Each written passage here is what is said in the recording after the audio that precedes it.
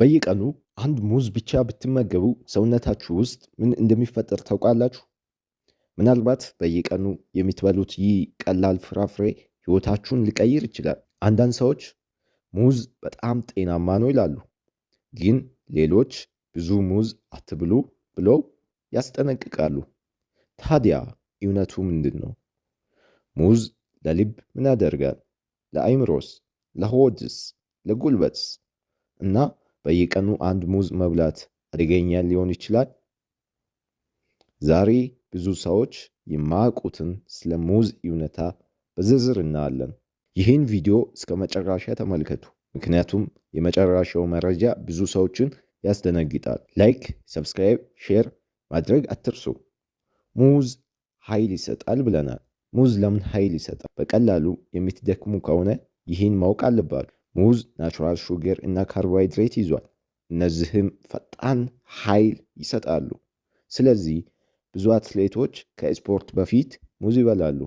ስፖርት የሚሰሩ ከሆነ ወይም ቀኑን ሙሉ የምትደክሙ ከሆነ አንድ ሙዝ ሰውነታችሁን ሊያነቃ ይችላል። ሁለተኛ፣ ሙዝ ለልብ እንዴት ይጠቅማል ላላችሁኝ፣ ይህን ብዙ ሰዎች አያውቁትም። ሙዝ ፖታሽየም በጣም የበለጸገ ነው። ፖታሽየም ምንድን ነው ካላችሁኝ፣ ለልብ እና ለጡንቻ በጣም አስፈላጊ ነው። ፖታሽየም በቂ ካልኖረ ምን ይከሰታል ካላችሁኝ፣ ፖታሽየም በቂ ካልኖረ ድካም፣ የልብ ምት ችግር ሊመጡ ይችላሉ።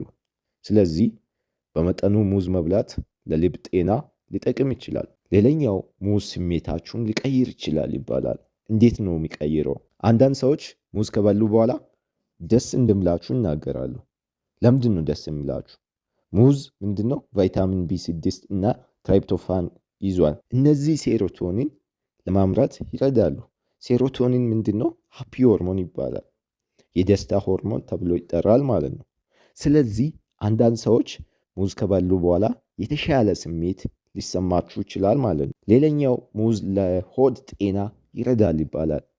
ለሆድ ጤና ይረዳል የምርም እንዴት ካላችሁኝ፣ ሙዝ ፋይበር ይዟል። ፋይበር ምንድን ነው ካላችሁኝ፣ ፋይበር ለሆድ ጤና በጣም አስፈላጊ ነው። ለዳይጀሽን ይረዳል። ኮንስቲቤሽን ሊቀንስ ይችላል። ሆድ በትክክል እንዲሰራ ይረዳል። ብዙ ሰዎች የሆድ ችግር አለባችሁ።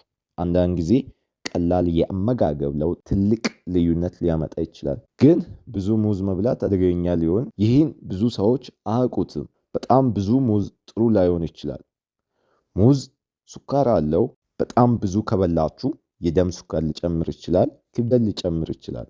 ስለዚህ ብዙ ቢበላ ይሻላል ማለት ትክክል አይደለም። ባላንስ በጣም አስፈላጊ ነገር ነው። እና ሙዝ ከመብላት እነማን ጥንቃቄ ማድረግ አለበት ከተባላችሁ፣ በተለይ የሱካር ህመም አለባችሁ ሰዎች ጥንቃቄ ማድረግ አለባችሁ።